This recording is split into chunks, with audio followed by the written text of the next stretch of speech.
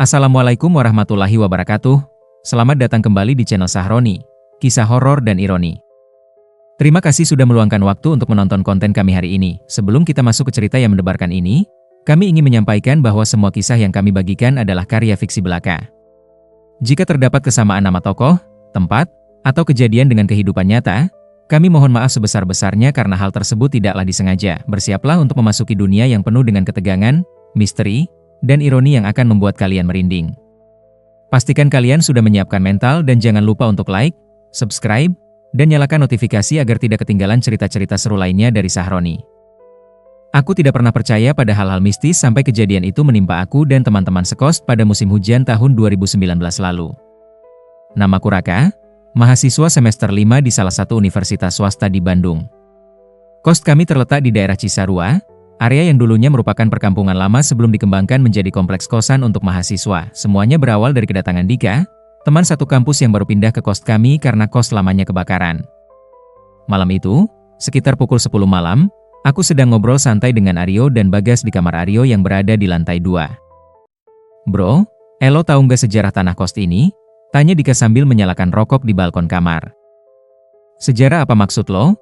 sahut Aryo sambil scroll handphonenya. "Gue denger dari bapak kos tadi siang pas bayar bulanan. Katanya dulu, sebelum dibikin kos-kosan, area ini tuh bekas kuburan lama," ucap Dika dengan nada serius. Bagas tertawa mengejek. "Halah, lu kebanyakan nonton film horor, Dik. Mana ada bapak kos cerita gitu ke anak kos? Entar pada pindah dong." "Serius gue? Bapak kos bilang kubur-kuburnya udah dipindahin semua kok sekitar tahun 90-an. Tapi katanya ada satu kubur yang gak bisa dipindahin." Dika bersikeras. Aku yang tadinya dia mulai tertarik. "Maksud lo, kuburnya masih ada di area kos kita?" "Gak juga. Kata bapak kos, kubur itu sih akhirnya berhasil dipindahin juga. Tapi prosesnya tuh aneh banget. Waktu digali, kain kafan mayatnya masih utuh padahal udah puluhan tahun, dan yang bikin merinding, tali pocongnya belum dilepas," jelas Dika. "Terus kenapa?" Aryo sudah menaruh handphonenya, mulai fokus pada cerita Dika. "Kata bapak kos, mayat itu jenazah perempuan muda, mungkin umur 20-an.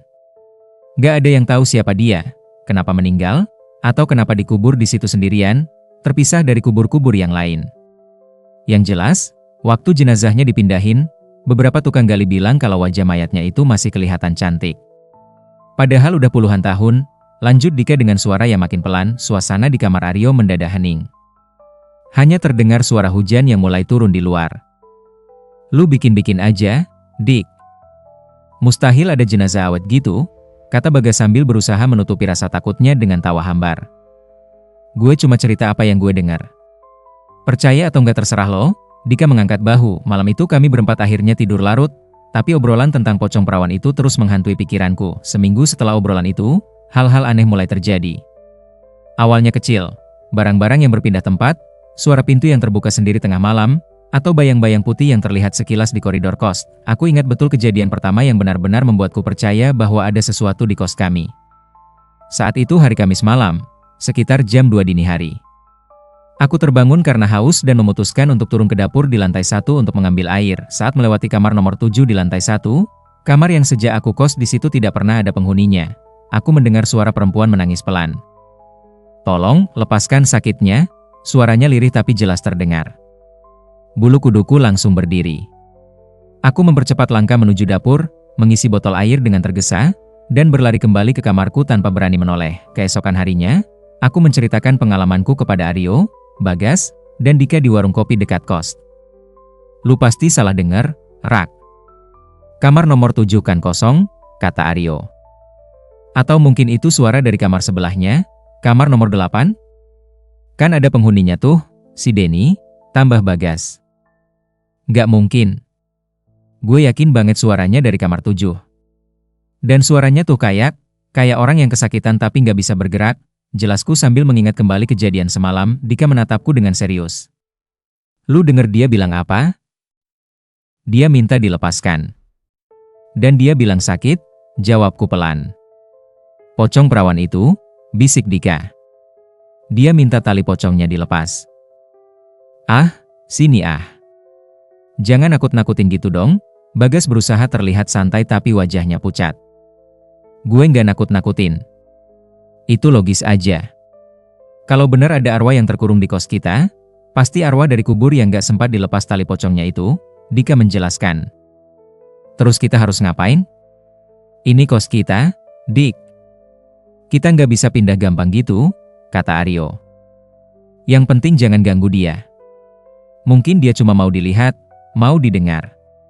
Selama kita nggak usil, harusnya aman, saran Dika. Kami berempat sepakat untuk tidak membicarakan hal ini ke anak kos lain supaya tidak menimbulkan kepanikan. Tapi ternyata, perjanjian kami tidak bertahan lama. 3 hari setelah kejadian itu, giliran Bagas yang mengalami pengalaman aneh. Dia pulang larut malam sekitar jam 12 dari acara organisasi kampus. Saat parkir motor di tempat parkir belakang kos, dia melihat sosok perempuan berbaju putih berdiri di dekat kamar mandi umum. Pagi harinya, Bagas mendatangi kamarku dengan wajah pucat. Dia tidak tidur semalaman. Gue lihat, Rak. Gue lihat dia, katanya sambil gemetar. Lihat siapa? Pocong. Pocong perawan itu. Bagas duduk di kasurku dengan tangan yang terus bergetar. Aku memanggilkan Aryo dan Dika. Kami berempat berkumpul di kamarku. Ceritain dari awal, Gas, pinta Aryo. Bagas menarik napas panjang. Tadi malam gue pulang sekitar jam 12. Gue parkir motor kayak biasa di belakang. Pas mau jalan ke pintu belakang, gue lihat ada cewek berdiri di depan kamar mandi. Gue pikir anak kos yang lagi antri kamar mandi. Terus, tanya Dika. Gue tegur dia. Gue bilang, Mbak, kamar mandinya kosong kok, masuk aja. Dia nggak jawab. Gue pikir dia nggak denger, jadi gue jalan deket-deketin sambil ngomong lagi. Mbak, kamar mandi. Belum selesai gue ngomong, dia noleh ke arah gue. Bagas berhenti, tangannya makin gemetar. Wajahnya gimana? Aku bertanya meski dalam hati takut mendengar jawabannya. Cantik. Dia cantik banget. Wajahnya putih mulus, rambutnya panjang hitam legam. Tapi matanya kosong. Kayak boneka. Dan bibirnya pucat banget, ungu kebiruan. Terus dia senyum ke gue. Bagas menutup wajahnya dengan kedua tangan. Senyumnya kayak gimana? Dika bertanya. Senyum sedih. Kayak orang yang lagi nahan sakit. Terus dia angkat tangan kanannya ke arah gue, kayak minta tolong. Gue langsung kaku di tempat, gak bisa gerak. Dia mulai jalan ke arah gue, tapi jalannya aneh, dia kayak melayang, kakinya gak nginjek tanah. Bagas mulai menangis. Aryo memeluk bahu Bagas. Terus lo ngapain? Gue berusaha teriak tapi suara gue gak keluar. Dia makin dekat, dan waktu dia udah cuma sejengkal dari gue baru sadar kalau baju putih yang dia pakai itu bukan baju biasa. Itu kain kafan. Dan di lehernya ada bekas ikatan tali yang ketat banget sampai lehernya lecet-lecet. Dia bisik ke gue, lepaskan, aku sakit. Suaranya tuh bikin gue kayak kesetrum. Gue langsung bisa gerak lagi dan gue lari sekenceng-kencengnya ke kamar. Gak peduli motor gue gak dikunci. Bagas bercerita sambil terisak. Kami berempat terdiam. Situasi sudah tidak bisa dianggap sepele lagi. Kita harus lapor ke Bapak Kos, kata Aryo. Buat apa? Bapak Kos udah tahu ada arwah di sini. Dia gak bakal bisa bantu apa-apa, Dika membantah. Terus kita harus gimana? Kita gak bisa terus-terusan dihantuin kayak gini. Aryo mulai panik. Kita cari tahu dulu. Siapa dia sebenarnya, kenapa dia masih gentayangan, dan kenapa tali pocongnya nggak dilepas, usulku. Lu gila, Rak? Mau nyariin hantu? Entar malah kita yang diapain? Bagas langsung menolak.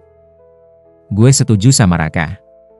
Kalau kita nggak selesain ini, hantu itu bakalan terus ganggu kita. Dari cerita lo, Gas, jelas dia minta tolong. Dia minta talinya dilepas. Kalau kita bisa bantu dia, mungkin dia bisa tenang dan pergi. Dika mendukungku. Tapi gimana caranya? Jenazahnya kan udah dipindah. Kita nggak tahu dipindah kemana, kata Aryo. Kita tanya ke Bapak Kos dulu. Minta info lengkap soal pemindahan kubur itu, usulku. Akhirnya kami berempat sepakat untuk bertemu Bapak Kos sore itu juga. Bapak Harto, pemilik kos kami, adalah pria parubaya yang ramah tapi pendiam. Ketika kami datang ke rumahnya yang berada di sebelah bangunan kos, dia menyambut kami dengan teh hangat. Ada apa, anak-anak? Jarang-jarang kalian datang ramai begini, tanya Pak Harto. Kami saling pandang, sebelum akhirnya Dika yang memulai. Pak, waktu itu Bapak pernah cerita ke saya soal tanah kos ini. Tentang kubur lama yang ada di sini, kata Dika. Hati-hati, wajah Pak Harto berubah serius. Kamu sudah mengalami sesuatu?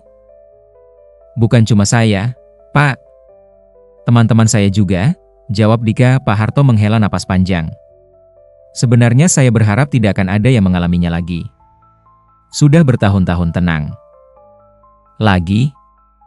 Jadi sebelumnya pernah ada kejadian? Tanyaku. Ada. Tahun 2015 lalu, ada seorang anak kos yang mengalami hal serupa. Dia melihat sosok perempuan berkafan di kamar nomor 7.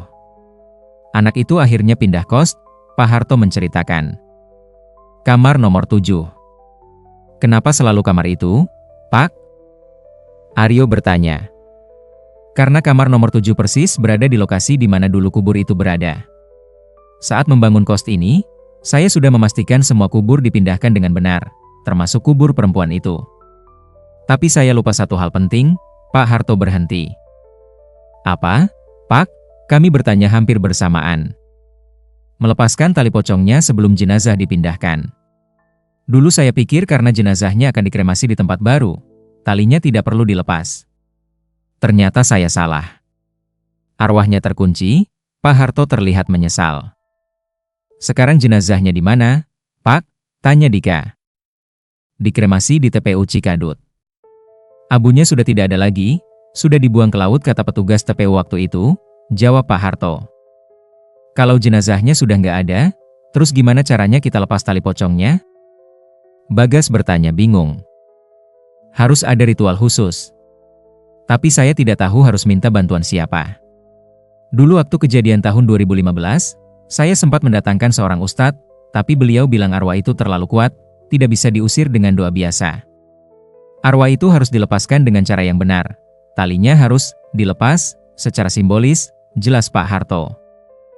Maksudnya gimana, Pak? Aku mengerutkan kening.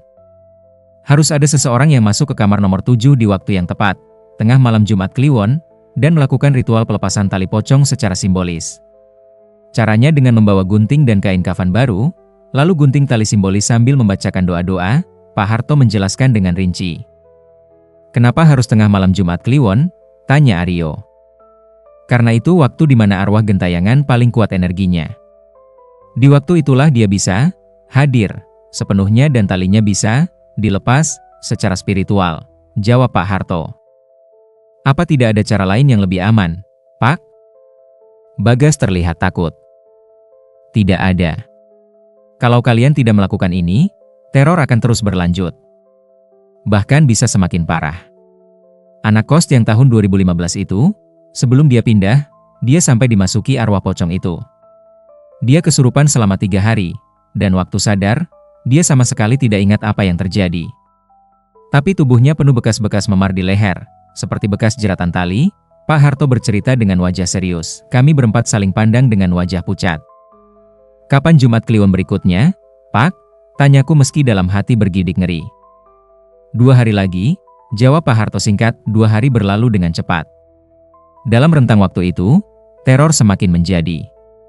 Aryo mengalami mimpi buruk setiap malam. Dia bermimpi dicekik oleh tangan-tangan pucat yang dingin. Dika mendengar suara perempuan menangis di kamar mandinya sendiri. Bagas tidak berani keluar kamar sama sekali setelah maghrib. Aku sendiri mengalami hal yang paling mengerikan. Malam sebelum Jumat Kliwon, sekitar jam 3 dini hari, aku terbangun karena merasakan ada yang menatapku. Saat membuka mata, aku melihat sosok perempuan berkafan putih berdiri di ujung kasurku. Jantungku rasanya mau copot. Aku tidak bisa bergerak, tidak bisa berteriak. Sosok itu hanya dia menatapku dengan mata kosong. Wajahnya cantik tapi menyeramkan, kulit putih pucat, bibir ungu, dan yang paling membuatku takut adalah bekas tali di lehernya yang terlihat sangat jelas, seperti luka mencekik yang belum sembuh. Tolong aku, bisiknya dengan suara yang terdengar seperti datang dari kejauhan meski dia berdiri tepat di hadapanku. Aku akan menolong. Aku berusaha menjawab meski suaraku gemetar hebat. Janjimu, jangan ingkar, lepaskan aku atau aku akan bawa kalian semua.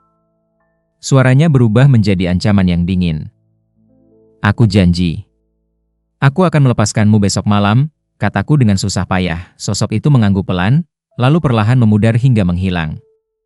Aku langsung menyalakan lampu kamar dan tidak tidur lagi sampai pagi. Pagi harinya, aku menceritakan pengalamanku kepada Aryo, Bagas, dan Dika.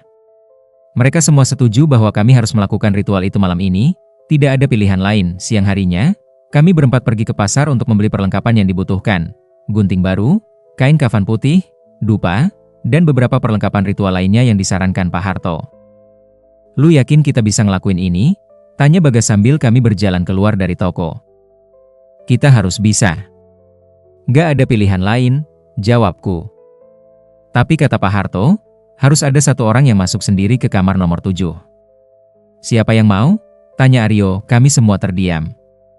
Tidak ada yang ingin menjadi orang yang masuk ke kamar itu sendirian tengah malam. Kita undi aja, usul Dika. Akhirnya kami sepakat untuk mengundi. Kami menggunakan cara sederhana dengan menarik korek api. Siapa yang mendapat korek api terpendek, dialah yang harus masuk ke kamar nomor 7. Dengan tangan gemetar, kami masing-masing mengambil satu korek api yang telah dipotong dengan panjang berbeda dan disembunyikan dalam genggaman Dika. Aku menarik napas dalam dan mengambil satu korek api.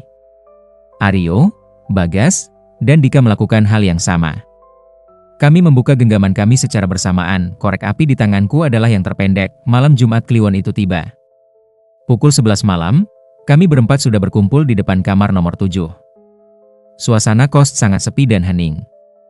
Anak-anak kos lain sudah tidur atau keluar malam. Aku memegang tas berisi semua perlengkapan ritual.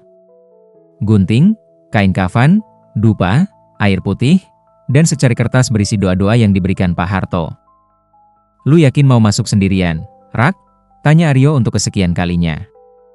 Gue harus. Ini undian yang adil, jawabku sambil berusaha terdengar lebih berani dari yang sebenarnya aku rasakan. Kita bakal nunggu di sini. Kalau ada apa-apa, teriak aja, kita langsung masuk, kata Bagas. Ingat, lu harus selesain ritual itu sebelum jam 12:30 menit. Jangan sampai lebih. Pak Harto bilang kalau lebih dari itu, energi arwahnya bakal terlalu kuat dan berbahaya. Dika mengingatkan, aku mengangguk. Pukul 11:15 menit, aku membuka pintu kamar nomor 7 dan masuk ke dalam. Kamar itu gelap, dingin, dan berbau apek meski sudah lama tidak dipakai. Aku menyalakan lampu kamar. Lampu itu berkelip-kelip beberapa kali sebelum akhirnya menyala redup. Kamar nomor 7 tidak ada isinya sama sekali. Hanya ruangan kosong berukuran 3x4 meter dengan satu jendela kecil yang tertutup tirai lusuh. Aku meletakkan semua perlengkapan di tengah ruangan. Mengikuti petunjuk Pak Harto, aku menyalakan dupa dan meletakkannya di 4 sudut ruangan. Lalu aku duduk bersila di tengah, meletakkan gunting dan kain kafan di hadapanku. Pukul 11:30 malam, aku mulai membaca doa-doa yang tertulis di kertas. Suaraku bergetar, tanganku berkeringat dingin. Bismillahirrahmanirrahim. Ya Allah, hamba mohon keselamatan dan perlindungan MU dalam melakukan ritual ini. Hamba mohon agar arwah yang terkunci dapat dibebaskan dengan cara yang benar. Saat aku selesai membaca doa pembuka, suhu ruangan tiba-tiba drop drastis. Napasku mengeluarkan uap putih. Lampu kamar berkedip-kedip lebih cepat. Kau datang? Bisikan pelan terdengar dari belakangku, bulu kuduku berdiri. Tapi aku tidak berani menoleh. Aku terus fokus pada ritual, membaca doa berikutnya. Kau akan melepaskanku? Suara itu bertanya lagi, kali ini terdengar lebih jelas. Ya, aku akan melepaskanmu, jawabku dengan suara yang hampir tidak terdengar. Terima kasih. Suaranya terdengar lirih, sedih. Aku mulai merasakan hawa dingin yang sangat kuat di belakang leherku. Seperti ada seseorang yang berdiri sangat dekat di belakangku. Aku bisa mencium bau tanah basah dan sesuatu yang sudah membusuk. Tanganku gemetar hebat saat mengambil gunting. Sesuai instruksi Pak Harto, aku harus menggunting kain kafan yang sudah aku siapkan menjadi 3 bagian, simbolis untuk 3 ikatan pocong, di kepala, leher, dan kaki, sambil membacakan doa pelepasan. Dengan menyebut nama Allah yang Maha Pengasih lagi Maha Penyayang, aku lepaskan ikatan pertama, ikatan di kepala, agar pikiranmu bebas dari belenggu dunia. Klik. Aku menggunting kain kafan bagian pertama, suara tangisan perempuan terdengar di ruangan itu. Tangisan yang penuh kepedihan dan kesedihan yang mendalam. Lanjutkan. Bisik suara itu lagi, aku menarik napas dalam. Tanganku hampir tidak bisa memegang gunting dengan stabil. Dengan menyebut nama Allah yang Maha Pengasih lagi Maha Penyayang, aku lepaskan ikatan kedua, ikatan di leher, agar suaramu bebas berteriak, bebas bernafas, klik. Gunting kedua, tangisan itu berubah menjadi isakan yang lebih keras. Lampu kamar berkedip semakin cepat. Angin dingin berhembus kencang di dalam ruangan yang tertutup itu, membuat dupa-dupa di 4 sudut ruangan padam seketika. Lepaskan, lepaskan aku. Suara itu memohon dengan nada yang semakin putus asa. Aku merasakan sentuhan dingin di bahuku. Seperti tangan yang mencengkeram. Aku hampir berteriak tapi aku tahan. Dengan menyebut nama Allah yang Maha Pengasih lagi Maha Penyayang, aku lepaskan ikatan ketiga, ikatan di kaki, agar langkahmu bebas berjalan menuju tempat yang seharusnya. Saat aku hendak menggunting kain kafan yang terakhir, tiba-tiba gunting itu terjatuh dari tanganku. Tidak, bukan terjatuh, tapi seperti ditarik oleh sesuatu. Bukan kamu? Bisik suara itu, tiba-tiba berubah menjadi dingin dan menakutkan. Apa? Aku terbata. Bukan kamu yang bisa melepaskanku. Suara itu mulai terdengar marah, aku memberanikan diri menoleh ke belakang. Dan aku menyesal telah melakukannya. Sosok perempuan berkafan putih itu berdiri tepat di belakangku, sangat dekat. Wajahnya yang cantik itu kini terlihat mengerikan, kulit wajahnya mulai terkelupas menunjukkan daging yang membusuk di baliknya. Matanya yang tadinya kosong kini merah menyala. Dan yang paling mengerikan, di lehernya ada tali tambang yang terikat sangat kuat, kulitnya robek dan berdarah di bagian ikatan itu. Kau bukan dia yang mencekikku, bukan dia yang membunuhku, bukan dia yang mengikatku. Teriaknya dengan suara yang memekakan telinga. Aku mundur dengan tangan yang mencari-cari gunting. Siapa dia? Siapa yang kamu cari? Tanyaku panik. Dia yang membunuhku. Dia yang membuat aku seperti ini. Dia yang harus melepaskan ikatan ini. Sosok itu berteriak sambil tangannya mencengkeram lehernya sendiri. Pintu kamar tiba-tiba terbanting terbuka. Aryo, Bagas, dan Dika berlari masuk. Raka, teriak Aryo, tapi sosok itu menoleh ke arah mereka dan mengangkat tangannya. Pintu kamar langsung tertutup sendiri dan terkunci. Kalian semua akan menemani aku. Kalian semua akan merasakan sakit yang aku rasakan. Sosok itu melompat ke arah kami berempat berteriak. Aryo dan Bagas berusaha membuka pintu tapi pintu itu tidak bisa dibuka. Dika meraih gunting yang terjatuh dan melemparkannya kepadaku. Raka, selesaikan ritualnya, teriak Dika dengan tangan gemetar. Aku meraih gunting itu dan menggunting kain kafan yang terakhir sambil berteriak membaca doa pelepasan. Aku lepaskan ikatan ketiga. Pergilah ke tempat yang seharusnya. Klik seketika, sosok itu berhenti di tempat. Teriakan marahnya berubah menjadi tangisan. Dia jatuh berlutut di lantai, kedua tangannya menutup wajahnya. Sakit masih sakit tali ini masih ada. Dia terisak, aku merangkak mendekatinya, meski seluruh tubuhku gemetar ketakutan. Siapa yang membunuhmu? Siapa yang mengikatmu? Tanyaku pelan, sosok itu mengangkat wajahnya yang hancur menatapku. Air mata bercampur darah mengalir dari matanya. Dia orang yang aku cintai, orang yang berjanji akan menikahiku. Suaranya kembali lirih dan sedih. Dia siapa? Di mana dia sekarang? Tanyaku. Aku tidak tahu, aku sudah terlalu lama terkurung di sini, aku sudah lupa wajahnya, aku hanya ingat rasa sakitnya saat dia mencekikku dengan tali ini, saat dia menguburku di sini sendirian, saat dia mengikat tubuhku dengan kain kafan tanpa melepas tali yang ia gunakan untuk membunuhku. Dia bercerita sambil terisak. Kamu dibunuh? Terus dia kubur kamu di sini? Bagas bertanya dengan suara gemetar, sosok itu mengangguk. Aku hamil. Aku memberitahu dia. Aku pikir dia akan senang. Tapi dia marah. Dia takut ketahuan. Dia masih kuliah. Keluarganya kaya. Aku hanya anak pembantu rumahnya. Dia bilang aku merusak masa depannya. Kami berempat terdiam mendengar cerita itu. Ini bukan hanya soal hantu atau ritual. Ini soal pembunuhan yang tidak pernah terungkap. Saat itu malam Jumat Kliwon juga. Dia ajak aku ke sini, waktu tempat ini masih tanah kosong. Dia bilang mau ngajak aku kabur, mau nikah. Aku percaya. Aku ikut dia. Tapi begitu sampai sini, dia keluarin tali tambang dari tasnya. Aku belum sempat lari, dia sudah jerat leherku dari belakang. Aku berusaha melawan, Tapi dia lebih kuat. Aku rasain nafasku berhenti, pandanganku gelap. Terakhir yang aku ingat, dia nangis sambil bilang, maafin aku, maafin aku. Tapi tangannya tidak melepaskan jeratan talinya, sosok itu melanjutkan ceritanya dengan air mata yang terus mengalir. Terus kenapa talinya tidak dilepas dari pocongmu? Tanya Aryo. Karena dia yang mengafani aku. Dia yang menguburku di sini. Tapi dia sengaja tidak melepas tali yang ia gunakan untuk membunuhku. Dia ikat tali itu di leherku, di dalam kain kafan. Mungkin dia pikir dengan begitu, aku tidak akan bisa bangkit, tidak akan bisa mencarinya. Tapi dia salah.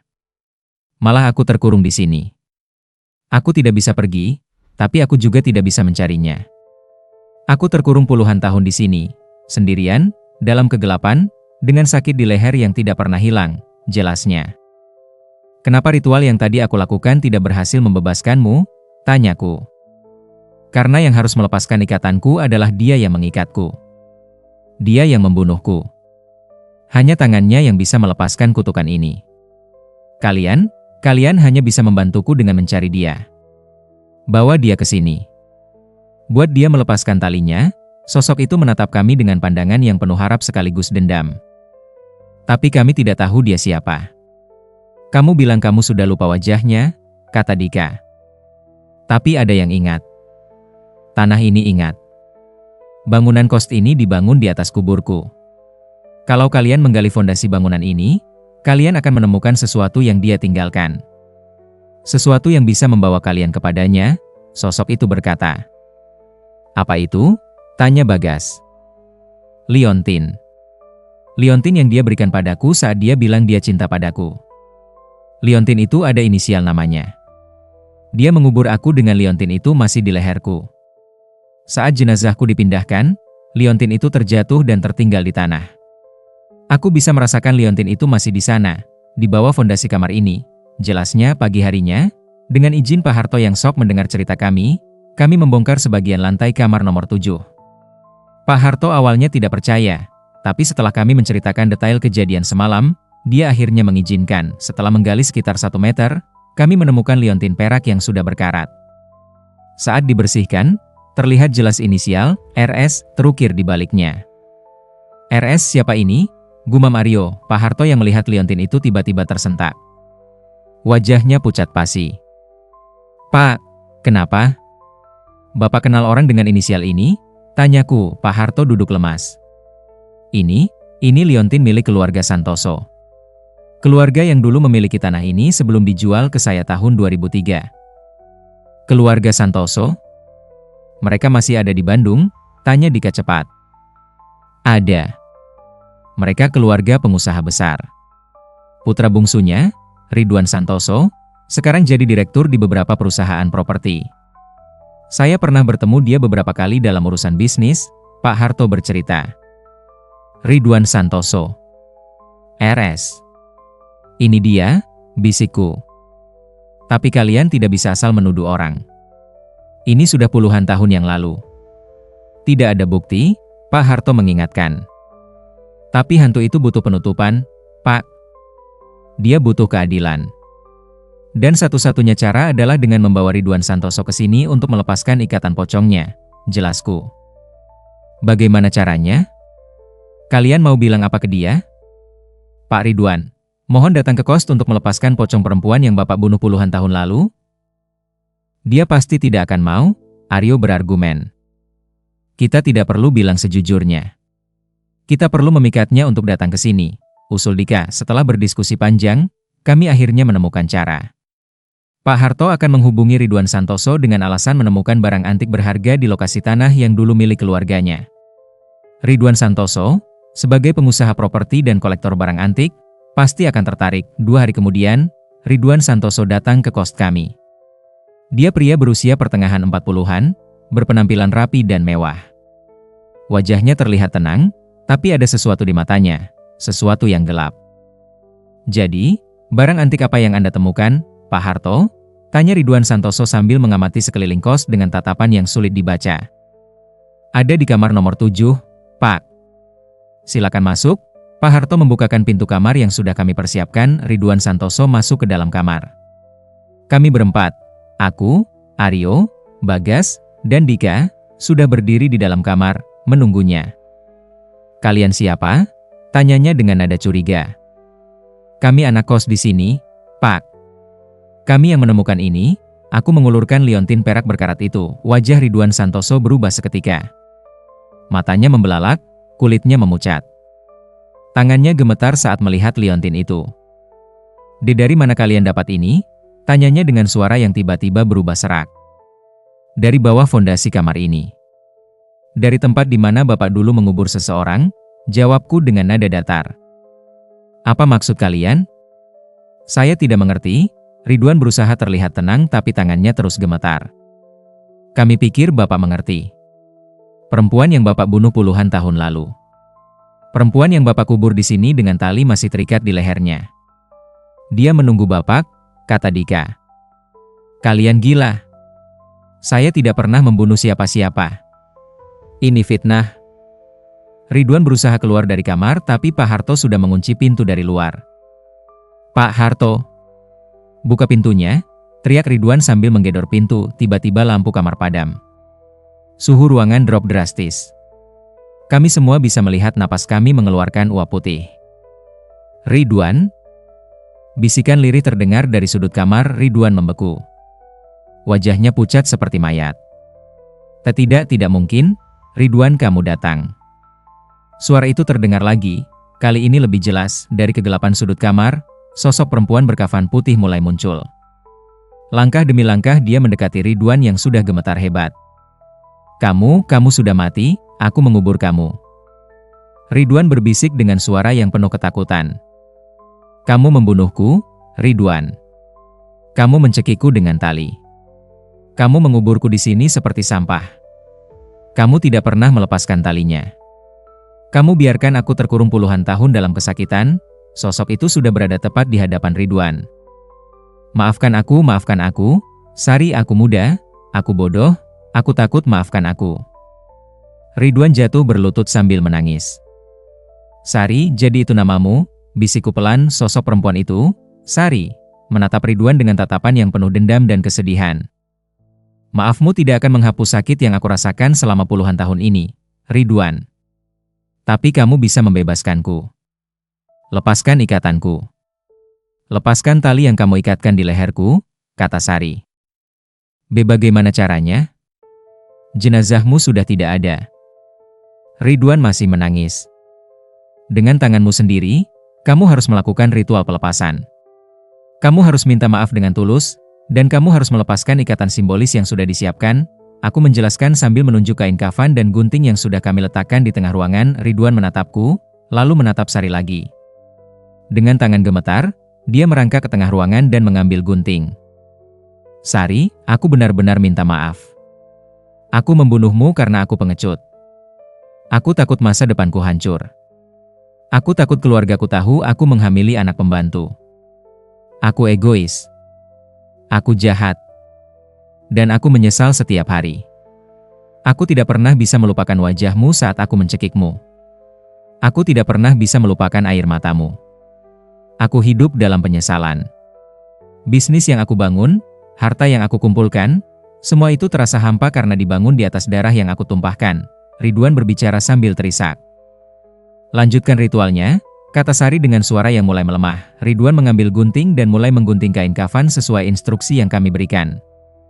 Dengan menyebut nama Allah yang Maha Pengasih lagi Maha Penyayang, aku, Ridwan Santoso, yang telah mengikat Sari dengan ikatan kejahatan, kini melepaskan ikatan pertama.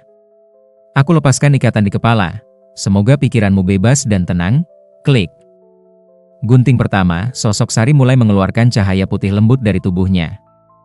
Aku lepaskan ikatan kedua, ikatan di leher yang aku sendiri ikatkan dengan tali pembunuhan. Semoga suaramu yang aku bungkam bisa berteriak bebas di alam sana. Klik. Gunting kedua, cahaya dari tubuh Sari semakin terang. Wajahnya yang tadinya mengerikan mulai berubah. Kulit yang membusuk kembali mulus, mata yang merah kembali jernih. Dia kembali menjadi perempuan cantik yang pasti dia wujudkan saat masih hidup. Air mata mengalir dari mata Sari, tapi kali ini bukan air mata darah, melainkan air mata bening. Aku lepaskan ikatan ketiga, ikatan di kaki. Semoga langkahmu bebas melangkah ke tempat yang damai. tempat yang seharusnya kamu berada puluhan tahun lalu. Maafkan aku, Sari. Maafkan dosa-dosaku, klik.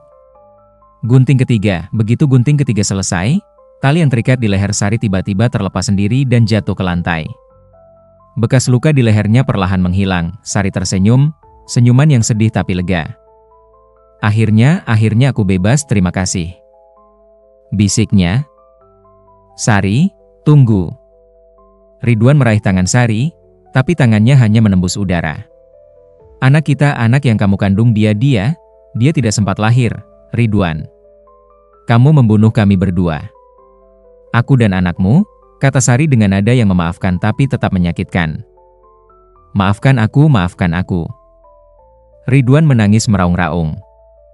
Aku sudah memaafkanmu, Ridwan. Bukan karena kamu layak dimaafkan, tapi karena aku ingin bebas dari kebencian yang mengurungku selama ini. Aku ingin pergi dengan damai. Tapi ingat, Ridwan, kamu harus membayar dosamu. Bukan kepadaku, tapi kepada Yang Maha Kuasa, kata Sari. Sosok Sari mulai memudar. Cahaya putih yang menyelubungi tubuhnya semakin terang hingga menyilaukan kami semua. Dan kemudian dia menghilang. Benar-benar menghilang, lampu kamar kembali menyala. Suhu ruangan kembali normal. Yang tersisa hanya kami berlima. Aku, Aryo, Bagas, Dika, dan Ridwan yang masih menangis di lantai. Setelah kejadian itu, Ridwan Santoso berubah total. Dia mengaku kepada polisi bahwa dia telah membunuh seorang perempuan bernama Sari puluhan tahun lalu dan mengubur jasadnya di tanah yang sekarang menjadi lokasi kos kami. Meski tidak ada bukti fisik karena jenazah sudah dipindahkan dan dikremasi, pengakuannya dicatat sebagai rekam jejak. Ridwan juga mendirikan yayasan untuk membantu perempuan-perempuan yang menjadi korban kekerasan dan pembunuhan, sebagai bentuk penebusan dosanya. Dia menyumbangkan sebagian besar hartanya untuk yayasan itu, tapi yang paling tragis, 3 bulan setelah kejadian ritual itu, Ridwan Santoso ditemukan meninggal di kamar hotelnya. Dia bunuh diri dengan cara gantung diri menggunakan tali tambang, cara yang sama yang dia gunakan untuk membunuh Sari puluhan tahun lalu. Dalam surat wasiat yang dia tinggalkan, Ridwan menulis, "Aku tidak bisa hidup dengan penyesalan ini lebih lama lagi. Setiap malam aku bermimpi melihat wajah Sari. Setiap hari aku merasakan tali di leherku sendiri, mencekiku, mengingatkanku pada dosa yang tidak bisa ditebus. Mungkin dengan cara ini, aku bisa bertemu Sari lagi dan meminta maaf langsung kepadanya di alam sana. Semoga Tuhan mengampuni dosa-dosaku." Kamar nomor 7 di kos kami akhirnya direnovasi total dan dibuka untuk disewakan. Tidak ada lagi kejadian aneh setelah ritual itu. Sari sudah pergi dengan damai, tapi kadang, di malam-malam sunyi, aku masih bisa mendengar bisikan lembut di koridor kos. "Terima kasih." Mungkin itu cara Sari mengucapkan terima kasih terakhir kalinya sebelum benar-benar pergi meninggalkan dunia ini. Atau mungkin itu hanya angin malam. Aku tidak pernah tahu pasti. Yang aku tahu, kisah Sari mengajarkan kami semua tentang konsekuensi dari dosa yang kita perbuat. Ridwan membunuh Sari karena ketakutan dan egoisme, dan dia membayarnya dengan puluhan tahun penyesalan yang akhirnya membuatnya mengakhiri hidupnya sendiri. Sari terkurung puluhan tahun dalam kesakitan karena dendam dan ikatan yang tidak terlepas, tapi pada akhirnya dia memilih untuk memaafkan agar dia bisa bebas. Dan kami berempat, aku, Aryo, Bagas, dan Dika, belajar bahwa dunia ini tidak hanya hitam dan putih. Ada area abu-abu yang penuh dengan penderitaan, penyesalan, dan kesedihan yang tidak pernah bisa benar-benar hilang. Kami lulus dari universitas 2 tahun setelah kejadian itu. Kami semua pindah dari kos dan melanjutkan hidup masing-masing. Tapi kami tidak pernah melupakan Sari.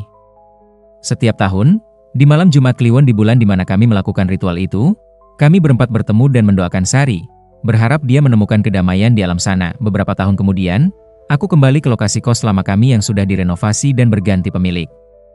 Bangunan kos itu sudah jauh lebih modern dan ramai dengan anak kos baru yang tidak tahu apa yang pernah terjadi di tempat itu. Aku berdiri di depan kamar nomor 7 yang sekarang sudah berpenghuni. Dari dalam terdengar suara tawa dan musik.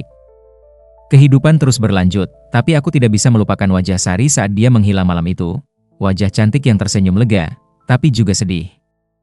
Wajah perempuan yang hidupnya direnggut terlalu cepat, yang terkurung terlalu lama, dan yang harus memaafkan pembunuhnya sendiri demi kebebasannya. "Semoga kamu bahagia di sana, Sari," bisikku pelan sebelum aku meninggalkan tempat itu untuk terakhir kalinya. Angin sepau-sepau berhembus, membawa aroma bunga melati yang tidak jelas datang dari mana. Dan entah kenapa, aku merasa ada seseorang yang tersenyum di suatu tempat yang jauh, sangat jauh dari sini. Aku sekarang sudah bekerja sebagai arsitek di sebuah perusahaan properti di Jakarta. Hidup berjalan normal. Aku sudah menikah dan punya seorang anak perempuan. Suatu hari, istriku menemukan liontin perak tua di laci mejaku. Liontin dengan inisial RS yang seharusnya sudah aku kembalikan tapi entah kenapa masih tersimpan. "Sayang, ini liontin siapa? Kok ada di laci kamu?" tanya istriku. "Itu liontin milik seorang teman lama yang sudah meninggal," jawabku sambil mengambil liontin itu dari tangannya. Malam itu, aku memutuskan untuk mengubur liontin itu di taman rumahku. Saat menggali tanah untuk mengubur liontin, aku menemukan sesuatu yang aneh. Ada patung kecil perempuan yang terkubur di sana. Patung itu sudah sangat tua, mungkin peninggalan pemilik rumah sebelumnya. Tapi yang membuatku bergidik, di leher patung itu ada tanda seperti bekas jeratan tali. Aku langsung memasukkan liontin ke dalam lubang galian, mengubur patung itu kembali, dan menutupnya dengan tanah. Malam itu, aku bermimpi. Dalam mimpi, aku melihat Sari berdiri di taman rumahku. Dia tersenyum dan melambaikan tangan, lalu perlahan berjalan menjauh hingga menghilang dalam cahaya putih. Ketika aku bangun, matahari sudah terbit. Istriku dan anakku sudah bangun dan sedang sarapan. "Sayang, kamu mimpi apa semalam?" "Kamu tersenyum dalam tidur?" tanya istriku. "Mimpi indah. Mimpi tentang seseorang yang akhirnya menemukan kedamaian," jawabku sambil tersenyum. Tapi aku tidak tahu bahwa mimpi itu adalah permulaan dari sesuatu yang lebih gelap. 2 minggu setelah mimpi itu, anakku yang baru berusia 3 tahun mulai berbicara tentang teman perempuan cantik berbaju putih yang sering bermain dengannya di kamar. Awalnya aku dan istriku pikir itu hanya imajinasi anak kecil. Tapi suatu malam, aku terbangun karena mendengar anakku tertawa di kamarnya tengah malam. Ketika aku membuka pintu kamarnya, aku melihat anakku duduk di lantai sambil tertawa sendiri, menatap ke sudut kamar yang kosong. "Sayang, kamu ngapain?" tanyaku. "Aku lagi main sama Tante Sari, Papa." "Tante Sari baik. Dia lucu," jawab anakku sambil menunjuk ke sudut kamar yang kosong. Darahku seketika membeku. "Sari?" bisikku. "Iya, Papa." Tante Sari bilang dia kenal Papa. Tante Sari bilang dia berterima kasih sama Papa. Tapi Tante Sari juga bilang dia kesepian di sana, dia mau teman, dia mau aku ikut dia. "Tidak!" aku berteriak dan langsung memeluk anakku erat-erat, tapi sudah terlalu terlambat. Anakku tiba-tiba kejang di pelukanku. Matanya memutih. Mulutnya mengeluarkan busa. Dan yang paling mengerikan, di lehernya mulai muncul bekas kemerahan seperti bekas jeratan tali. Aku dan istriku langsung membawa anakku ke rumah sakit. Dokter-dokter berusaha menyelamatkannya, tapi kondisinya terus memburuk. Pada malam ketiga di rumah sakit, anakku meninggal. Diagnosa resmi, serangan jantung mendadak pada anak. Tapi aku tahu itu bukan serangan jantung biasa. Saat jenazah anakku dimandikan sebelum dikafani, aku melihat dengan jelas bekas jeratan tali di lehernya. Bekas yang sama seperti yang dulu aku lihat di leher Sari, dan aku mengerti, Sari tidak sepenuhnya pergi. Dia tidak sepenuhnya bebas. Ritual yang kami lakukan dulu hanya membebaskan sebagian dari kutukannya. Tapi dendam dan kesepiannya yang telah mengakar puluhan tahun tidak bisa hilang begitu saja dengan ritual sederhana. Dia datang ke rumahku. Dia melihat anakku. Dan dia memutuskan, jika dia kehilangan anaknya, maka aku juga harus merasakannya. Itu adalah balasan yang setimpal menurutnya. Aku yang membantu membebaskannya, tapi aku juga yang menyimpan liontin terakhir yang mengikat energinya ke dunia ini. Liontin yang seharusnya aku hancurkan, tapi aku simpan, dan karena kesalahanku itu, anakku membayar harganya. Istriku tidak pernah tahu kebenaran di balik kematian anak kami. Aku tidak pernah menceritakannya. Bagaimana aku bisa bilang bahwa anak kami meninggal karena dendam hantu pocong perawan yang aku bantu membebaskan bertahun-tahun lalu? Pernikahan kami tidak bertahan lama setelah kematian anak kami. Kami bercerai setahun kemudian. Aku kembali hidup sendiri, dan setiap malam, aku masih mendengar bisikan itu. "Terima kasih, tapi kamu harus membayar." Aku sekarang hidup dalam ketakutan yang sama seperti yang dulu dialami Ridwan Santoso. Setiap malam aku bermimpi melihat Sari membawa anakku di gendongannya, berjalan menjauh ke kegelapan. Aku tahu, suatu saat, giliran aku yang akan dipanggil, dan aku tidak bisa lari dari takdir itu, karena dalam dunia di mana arwah yang terluka tidak pernah benar-benar sembuh, dendam adalah satu-satunya warisan yang mereka tinggalkan. Dan aku, dengan kebodohanku, telah mewarisi dendam itu. Ini adalah kisahku.